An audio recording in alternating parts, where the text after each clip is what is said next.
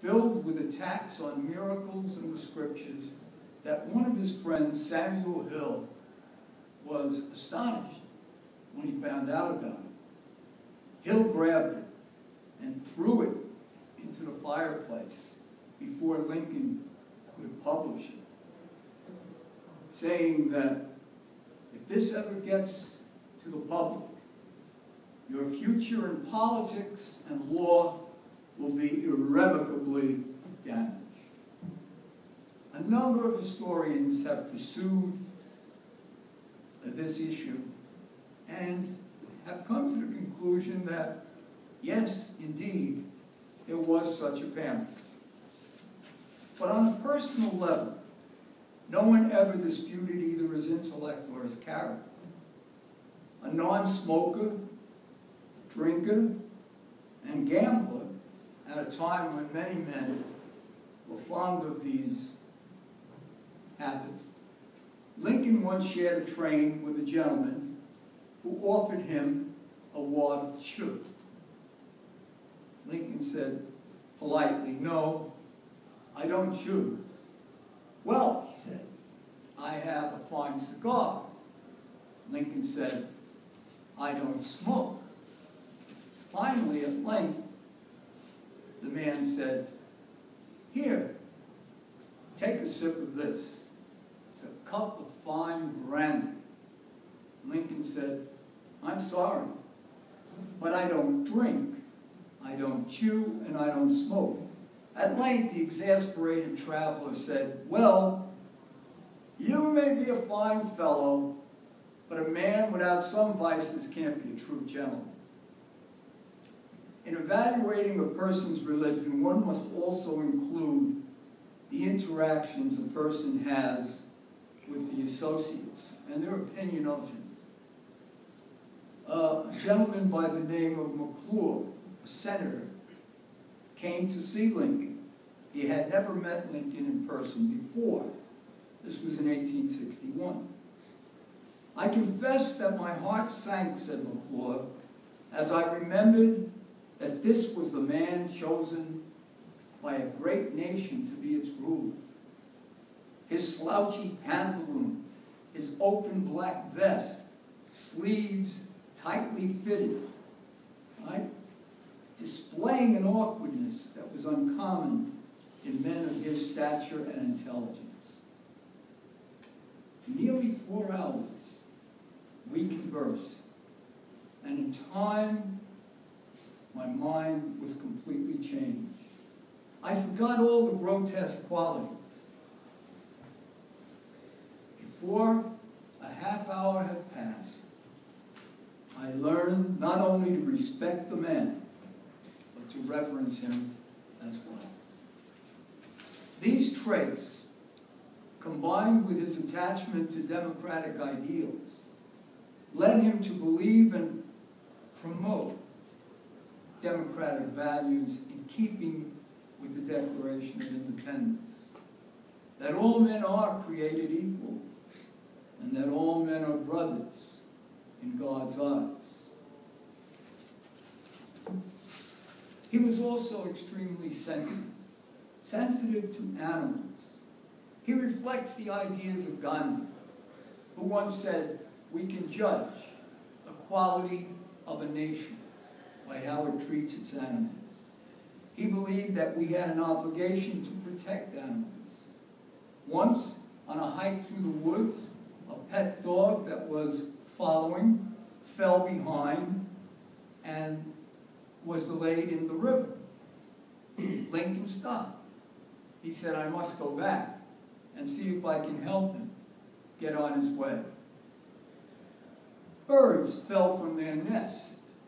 Lincoln went over, picked them up, and took care of them.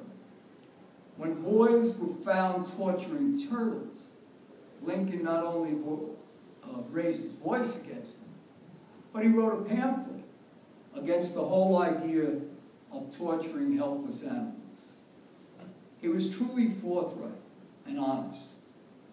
And one time he was called upon at the Illinois Fair to address the farmers farmers about agricultural subjects.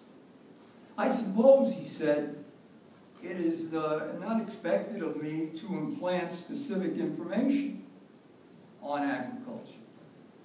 You have no reason to believe that I possess it.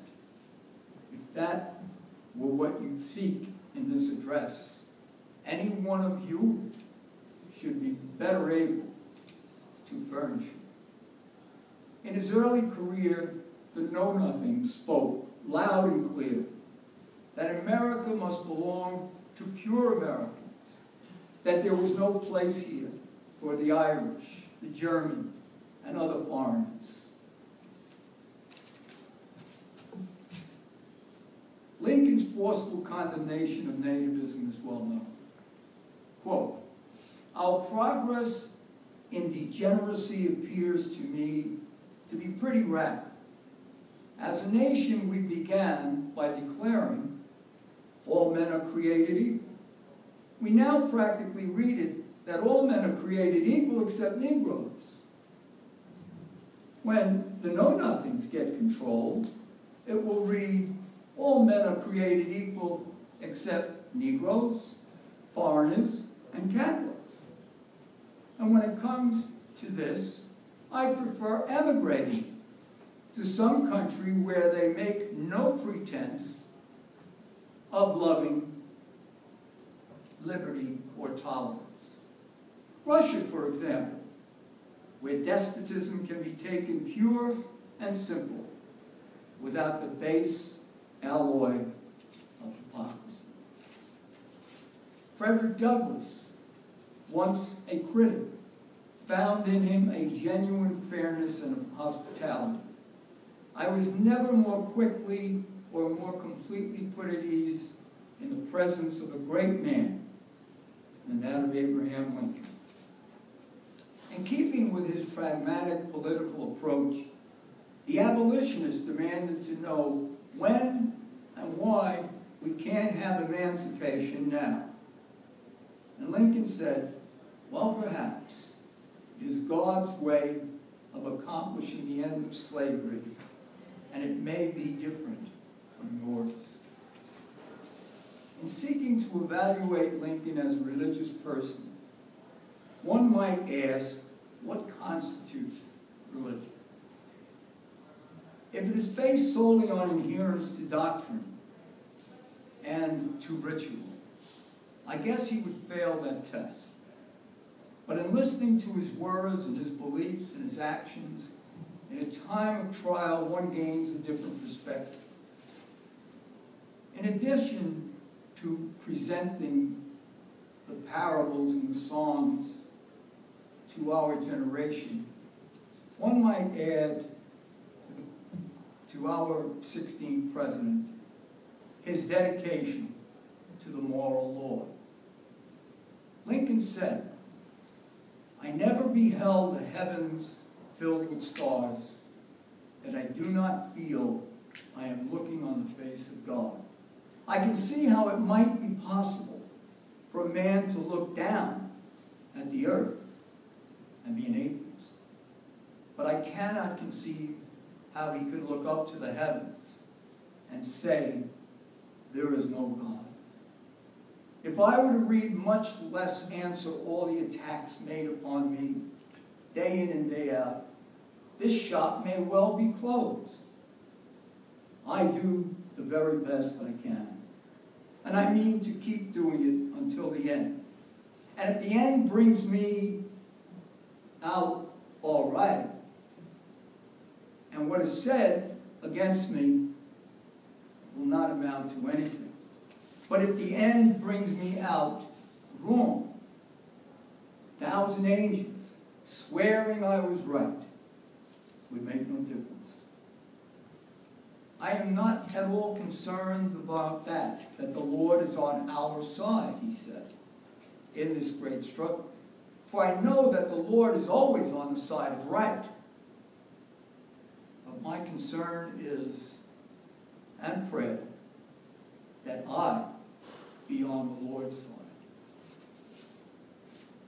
Lincoln ended in the second inaugural address calling for charity to all, not only the Northerners, but the Southerners as well.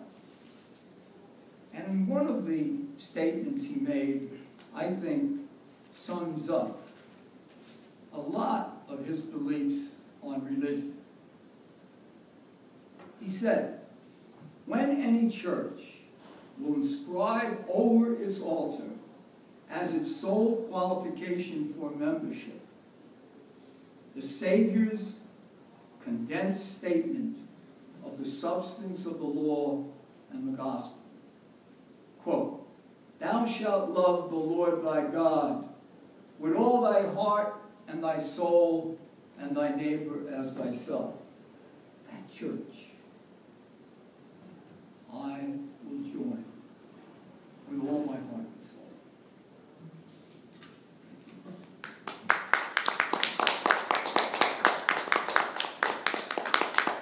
If anybody wants to raise any questions, they can. I have a question. Ken? Do you think that the politicians in our country were influenced in any way by the actions of Parliament, which abolished slavery in England in 1804 or 07? Right, much earlier Yes. than we did. Right. And we only abolished the slave trade at that time. Yes. And, well, the basic position Lincoln took was very legalistic. He said, I can oppose the growth of slavery and its extension because there are no laws protecting it. But unless there's an amendment to the Constitution, how are we going to end slavery in the South? And he felt that abolitionism would simply hasten a civil war, which to an extent it did. And so what it really came down to was fighting the war, winning the war, and then ending slavery first with the Emancipation Proclamation, which was only a partial, and then finally the 13th Amendment, which he proposed. Now I think that abolitionists were, and I think there were a lot of Americans who were influenced.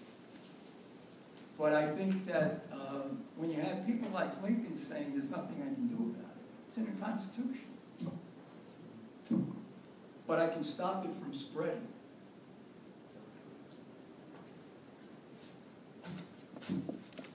Jack?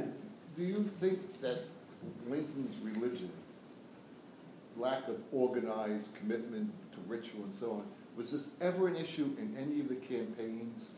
Yeah, there was. In one of the first times he ran, For the state he was legislature? being challenged by his opponent. You're a skeptic, you're a deist, you're really not a true religionist.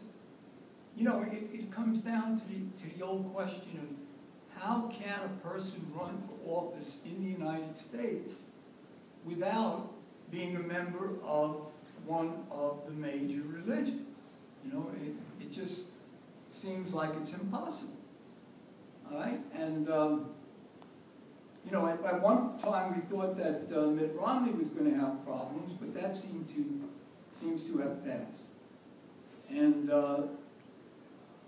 the attachment of Obama to a particular church was heavily criticized because of the pastor's opinions. But fundamentally, almost, you can't imagine somebody getting up and say, well, I'm an atheist, vote for me. It just wouldn't happen, you know. Okay. Any questions or comments? I got none, but thank you very much for this lecture. I learned a few things I never knew about Lincoln. Yeah, when I started researching this, I should have given these out before, but I give them out now. I had a whole slew of books that anybody wants to refer to. When I started reading about it, I was a little bit surprised and how much